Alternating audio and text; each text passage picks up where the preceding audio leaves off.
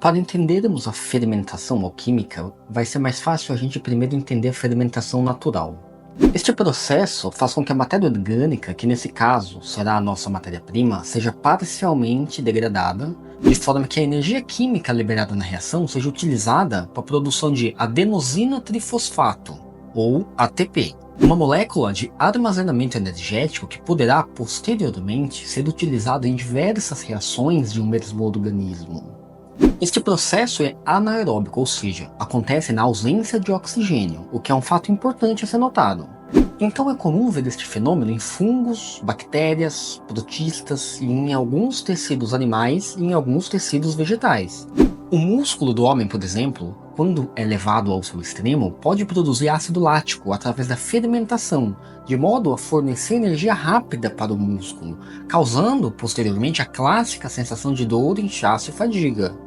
Observamos a produção de produtos alcoólicos através da fermentação. Tomemos a cerveja, por exemplo. Segundo a lei de pureza alemã, Reinheitsgebot, é necessário 4 simples ingredientes para produzir uma cerveja: água, malte, lúpulo e fermento. Aqui, o fermento é geralmente composto de células vegetais, bactérias e fungos. A ideia interessante aqui é que a matéria viva está sendo utilizada de alguma forma para transformar a natureza dos 3 outros ingredientes em uma outra completamente diferente da inicial. Esta é a definição alquímica de transmutação. Gás carbônico e álcool. Estes são os produtos da fermentação, processo que se utiliza da própria vida, como vimos, e é o verdadeiro mistério da transmutação da água para o vinho. Precisamos lembrar agora que para os alquimistas o álcool simbolizava a essência das coisas. A pedra filosofal, era dito, produzia um elixir maravilhoso que era capaz de prolongar a vida até os limites que Deus permitiu e curar todos os males do corpo e da alma. Ouro potável o chamavam, panaceia universal, medicina metálica. Por que algumas pessoas podem viver até os 90 anos fazendo o que amam fazer, sem parecer velhas? E por que algumas pessoas, no instante que se aposentam, parece que envelhecem 40 anos? Agora, quando falamos da nossa própria alquimia espiritual, nós somos a matéria-prima. E o fermento precisa ser adicionado para que sejamos capazes de extrair a nossa essência. Assim como um pão precisa de fermento para crescer, nós também precisamos de um catalisador. Este catalisador é uma experiência completamente particular de cada um. É claro que mais de uma pessoa pode ter sido catalisada pela mesma coisa. E isto costuma acontecer, principalmente onde a religião verdadeira ainda existe e um laço real é cultivado. A analogia é a mesma quando tratamos da fermentação natural e da fermentação espiritual. É preciso que os ingredientes sejam puros, sem presença de micro-organismos externos. Do contrário, a fermentação causará crescimento de fungos e bactérias indesejados, nocivos, se multiplicando e se reproduzindo. Nós também purificamos nossa matéria-prima através dos primeiros processos alquímicos, de modo que então sejamos capazes de aplicar o fermento livre de impurezas. E impurezas aqui é tudo o que o ser humano chama de pecado: ganância, ego, vaidade, luxúria, gula. Você pode escolher. Se o fermento for colocado em um terreno doente, uma árvore doente nascerá. Seus frutos serão podres. E com justiça e razão divina, o Altíssimo enviará seus ceifadores para terminá-la. Esta é a história de todas as fatalidades e de todas as forças cegas que agem sobre a ignorância.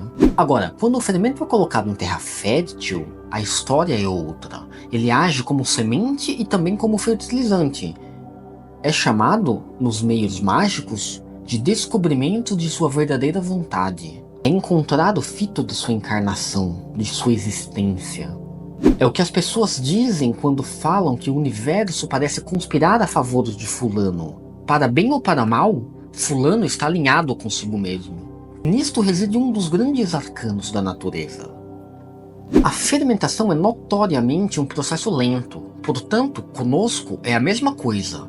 Este tempo e exposição ao fermento causam o crescimento biológico tanto do pão quanto do homem. Portanto, durante a fase de fermentação, vemos que ocorre primeiro a quebra das moléculas da glicose que serão usadas de alimento para o processo da fermentação e criação do ATP. Esta morte do alimento celular, isto é, da glicólise, marca a alquimia natural, ou o que é chamado de estado de putrefação. A putrefação é a morte da matéria, de modo a modificá-la completamente, limpando-a de total de suas impurezas restantes. É deveras similar à calcinação, onde existe a purificação da matéria cru. A putrefação é o estágio final desta transformação, que é chamada ao todo de fase do nigredo. A simbologia crucial a ser entendida aqui é que após a morte do dragão negro é observado o nascimento da águia branca, que voa exaltada para os céus. O esterco e os cadáveres são matérias orgânicas que sempre foram utilizadas na composição de fertilizantes e adubos para o solo. Os antigos povos europeus faziam sacrifícios humanos, geralmente de virgens, para deuses do milho e das plantações, de modo a garantir uma boa safra. Após a putrefação, há uma extensão do processo alquímico que é chamada de cauda pavonis, fazendo referência claramente às múltiplas cores da cauda de um pavão, com as diversas cores que a matéria putrefeita passa através dos vários estágios da putrefação. Existe um motivo para eles usarem a analogia com a cauda do pavão. Os pavões usam a cauda para enfeitiçar e atrair a atenção das fêmeas do sexo oposto. É usado também para assustar machos ou predadores de outras espécies, mas é especialmente sobre o despertar e compreensão da energia que existe na nossa própria sexualidade. É a descoberta de que esta é a maior força que existe.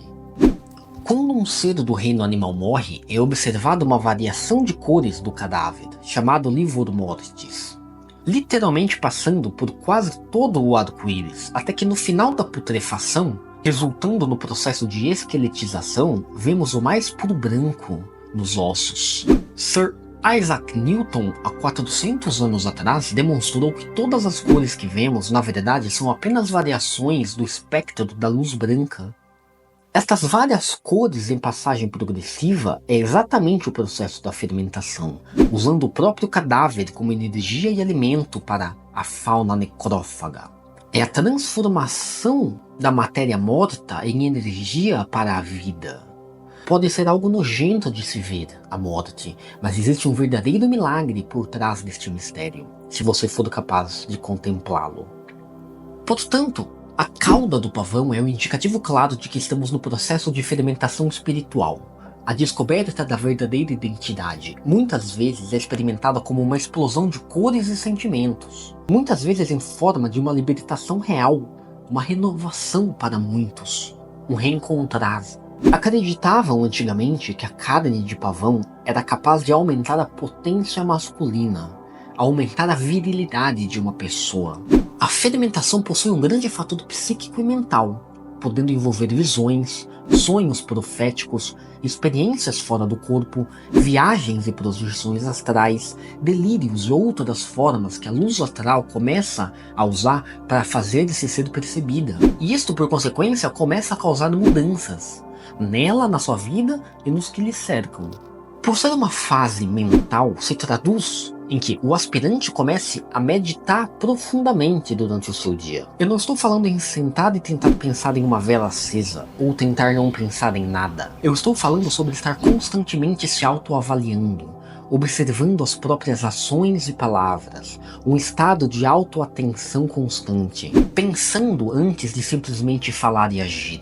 Em outras palavras, em aprofundar e expandir a sua própria consciência e conhecimento do seu próprio eu. É isto, e simplesmente isto e nada além disto.